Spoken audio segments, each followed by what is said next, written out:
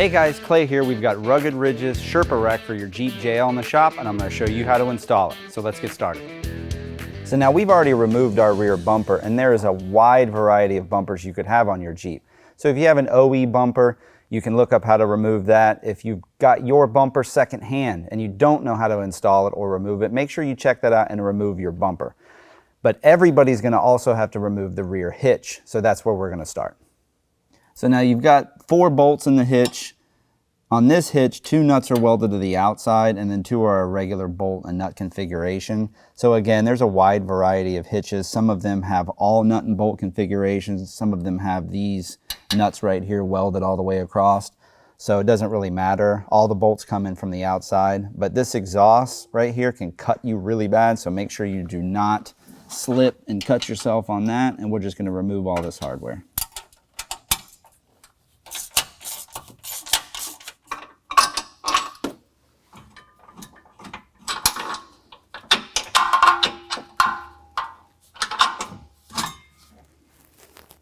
So now we're on the driver's side rear body bucket, and we're going to remove all the hardware. We're going to start with this center bolt with this really large washer.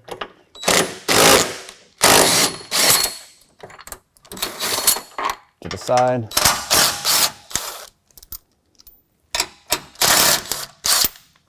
So now we can remove all the same hardware on the passenger side. So now this is the driver's side rear body mount bracket, and the way this is going to work is the body mount bolts that we removed will go back in here. This bracket will slip up into the cup, and then the rear portion of the Sherpa rack foot plate is going to sit on this pad.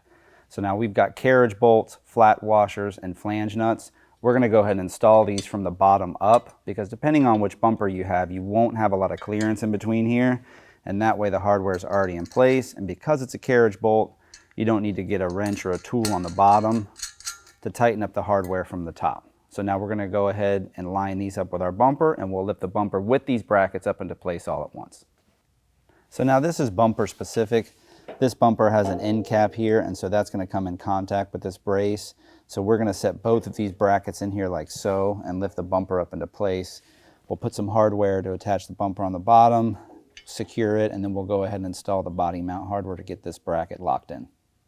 So now I've got a friend here, and we've got our brackets held into place. We're going to go ahead and lift the bumper into place with the brackets going underneath those body mounts, and then we'll attach some hardware to hold the bumper in place, and then we'll move on to attaching the brackets.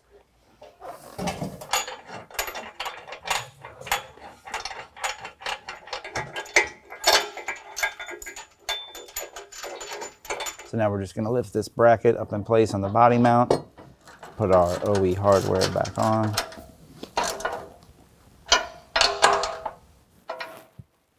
And then we'll put this big bolt with the washer through the body mount.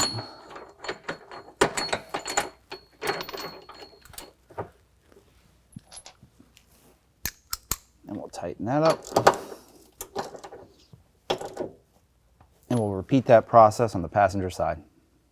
So now we'll put our hitch back up into place, and that will install the same way it came out.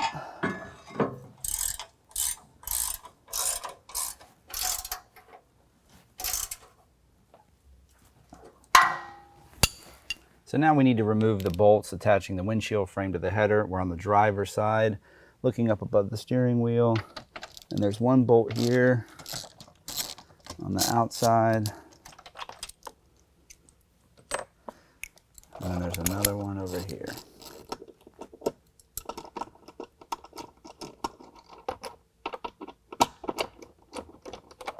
And then there's 2 more on the other side. So now we're at the windshield, and we've already taken out those bolts so that we can fold this windshield slightly forward and fish this bracket up underneath behind the windshield. Now there is a driver's side and a passenger side bracket, and I'm going to show you guys this area up close so you have a better idea of what you're doing. So now if you look right underneath this hinge, there's a little gap, and it looks like there's no way you could fish anything through there. But this cowl is all plastic, so you can push down on it. You can push on the corner here. You're not going to damage or dent anything. Now we've taped this off just to avoid scratching, but again, if you do scratch it a little bit, it's not metal, so it's not going to rust.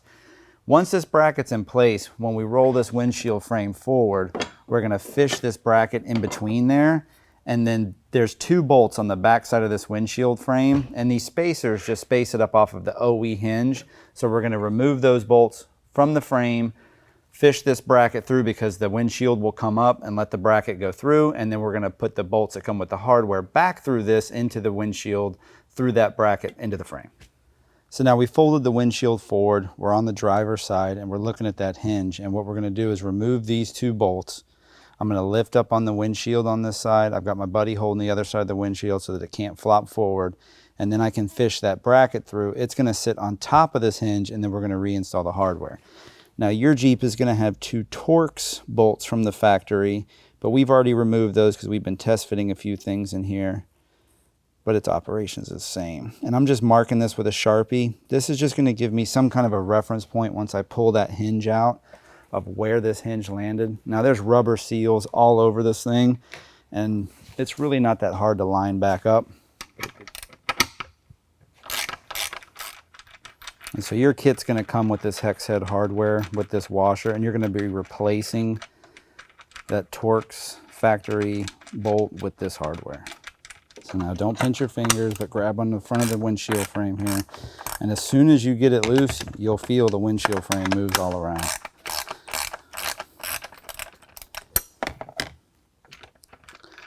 And you don't want to get too crazy with the movement, because we definitely don't want to tweak the hinge over on the passenger side.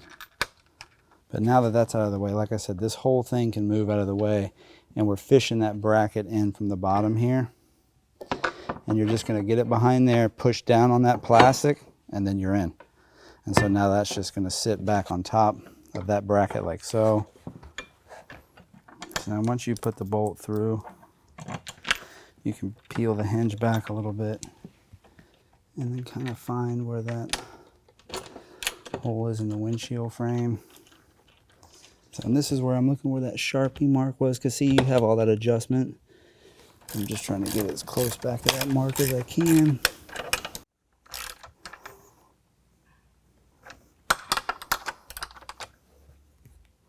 And now that this bracket's installed, you'll see that once you move the windshield forward, you can't fold this windshield down as much as you could before. So you need to just keep that in mind while you're installing the other side. And now we'll go install the passenger side. So now we've already removed these bolts. Now this bracket is going to fish in from the outside around this piece here.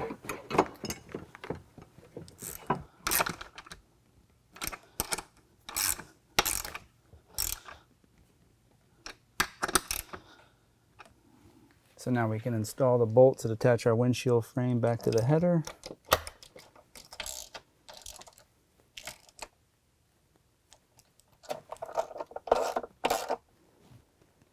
And then we have two more on the passenger side.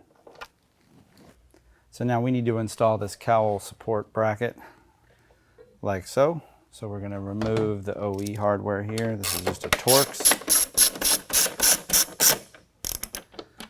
And then you're going to want to grab the longest of the button head hardware you've got, flat washer, and then this plastic spacer. So the way this is going to go on is this longest button head bolt, flat washer, through the bracket. There's some adjustment, and then that plastic spacer.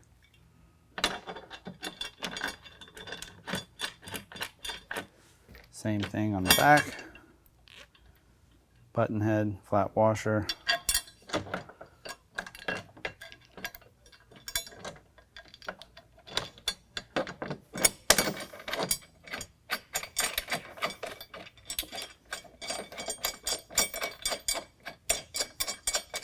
And we're not going to tighten this up yet. We're just going to get everything snug,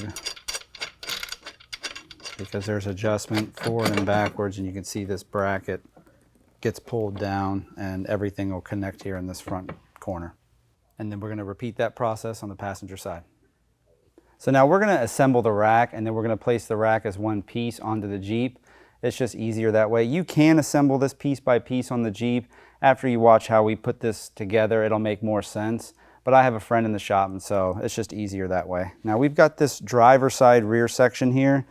What indicates that is that this bolt needs to be facing towards the inside of the Jeep. And so this piece is going to sit back on that first rear foot plate bracket that we installed. This coupler needs to be facing up towards the center of the Jeep. This is where the crossbar is going to connect. And so then I've got the bar that's going to run down the roof line laid out here. and it's the same principles. If you lay these bars out, once they keyway together, they need to be pointing in the same direction.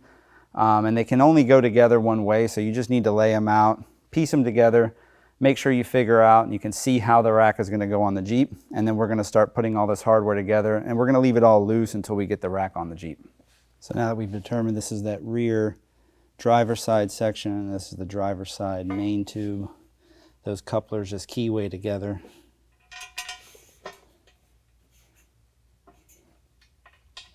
I've got a little bit of anti-seize on the end of this hardware. And check for powder coat issues in the threads. We had a couple of these that we ran a tap through just to chase the thread so that we didn't have anything bind up. But like I said, we're going to leave that loose for now. That'll give us some adjustment on all the couplers as we move forward. So now this is the front A-pillar piece. This is going to roll down the windshield. This is what's going to bolt to that bracket that we just installed. So this little piece here is going to face towards the outside, and that's going to attach with this coupler right here towards the front of that tube that we just installed. And make sure you don't cross thread this stuff. Just get all the bolts started by hand.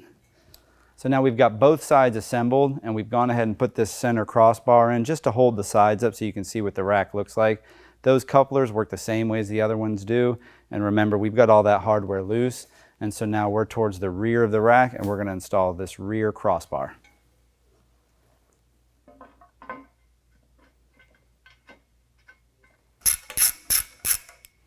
So now we're on the other side of that same rear crossbar.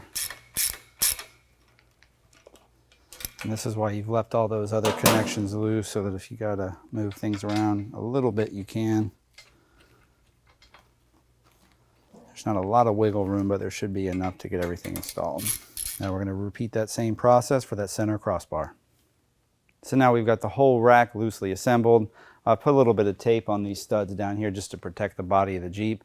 And me and my buddy are going to lift this whole thing up. We're going to walk around. We're going to watch out for the tail lights. Just make sure we get the rack around the right place. And we're going to set these 2 feet on those first brackets that we installed. And then those 2 front brackets are going to attach to the windshield frame brackets.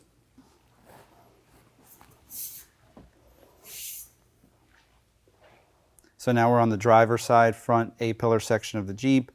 I'm going to grab the shortest button head we've got in the kit, 2 flat washers, locking flange nut, and we're just going to line all this up, get our hardware through. So we get a flat washer, that locking flange nut, grab another one of the short button heads, same thing down here.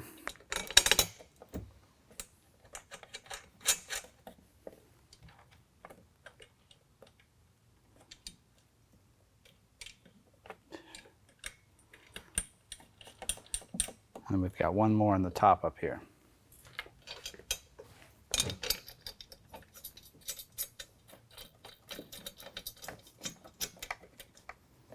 All right, now we'll go back to the rear driver's side corner and we'll adjust that up vertical tube.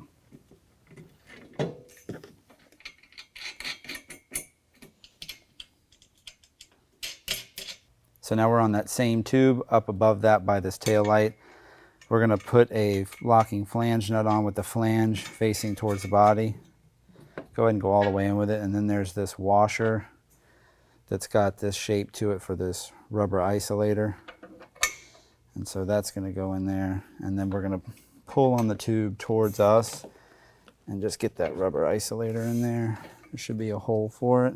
And again, leave all that loose, and we're going to repeat that process on the other side. So now we're at that same driver's side rear vertical tube, and we've got all of the hardware installed, and we can go ahead and tighten everything down. We're going to start with tightening all of these tube coupler connections. It doesn't really matter which order you do it in, as long as you do all of the couplers and then do the brackets that attach the rack to the body, and then we're going to adjust those rubber isolators of preload of the rack left and right this way. That will tighten everything up, and we'll be done.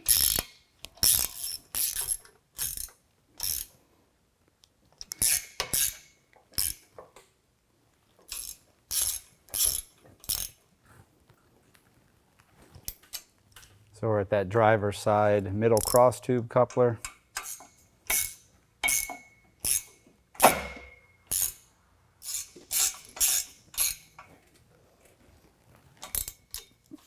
So now we're at that driver side A-pillar tube to that main tube.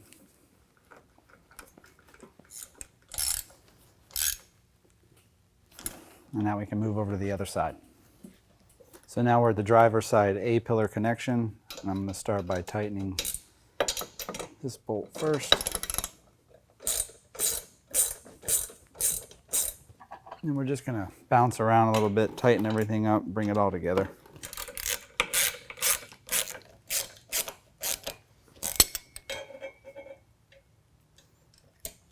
And we'll tighten these up on the cowl. Now these just have plastic spacers in between the two, so you don't need to wrench down too tight on these. Just get it snug.